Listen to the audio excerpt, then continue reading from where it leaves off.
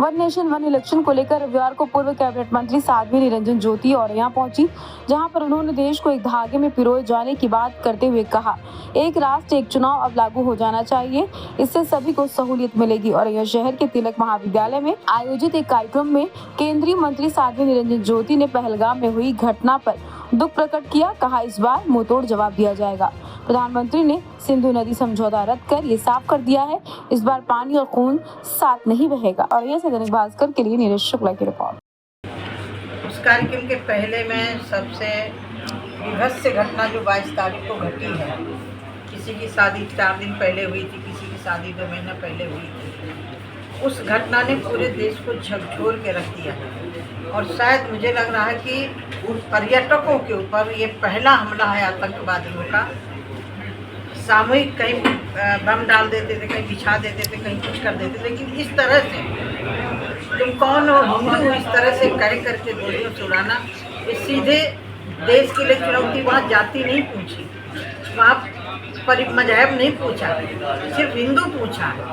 ये दुर्भाग्यपूर्ण है और मुझे लग रहा है कि इस संकट की घड़ी में अच्छी बात है कि पूरे देश की पार्टियाँ, अपनी अपनी विचारधारा रखने वाली पार्टियाँ सरकार के साथ में खड़ी हैं और मुझे पूरी उम्मीद है उन परिवारों के बच्चों को वापस तो नहीं किया जा सकता, लेकिन उसका मुंहतोड़ जवाब सरकार देगी।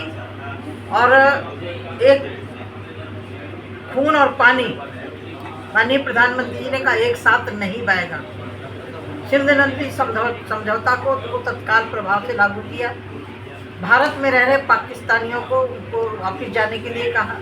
ये शायद मुझे लग रहा है पहली बार हो रहा है, क्योंकि कंगाल पाकिस्तान, दाने दाने के लिए मोहताज पाकिस्तान, आपस में लड़ाई लड़ रहा पाकिस्तान, ये विश्व के अंदर ऐसी घटना करके अपनी कमी छुपाने के लिए किया है। इसका खामियाजा पाकिस्तान को भुगतना पड़ेगा। अगर वही बात करें तो लोगों की मांग है सर्जिकल स्ट्राइक को लेके, किस तरीके? अब ये बता के थोड़ी किया जाएगा, लेकिन काफी आक्रोश देखने को मिला है। सारे लोगों में आक्रोश है।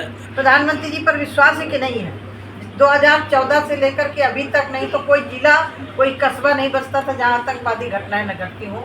ये घटना जो हुई है शुद्ध रूप से पर्यटकों के ऊपर, तीर्थ यात्रियों के ऊपर हुई है और नियत्वे लोगों को ये पूछ करके कि तुम हिंदू हो या मुसलमान हो। ये पहली ऐसी घटना है जिससे पूरा देश ही नहीं पूरा विश्व स्तब्ध है। और माननीय प्रधानमंत्री जी से सारे देशों के राजनयिक बात भी कर रहे हैं और इस संकट की घड़ी में हम सब देशवासियों को एक साथ सरकार के साथ खड़ा होना है।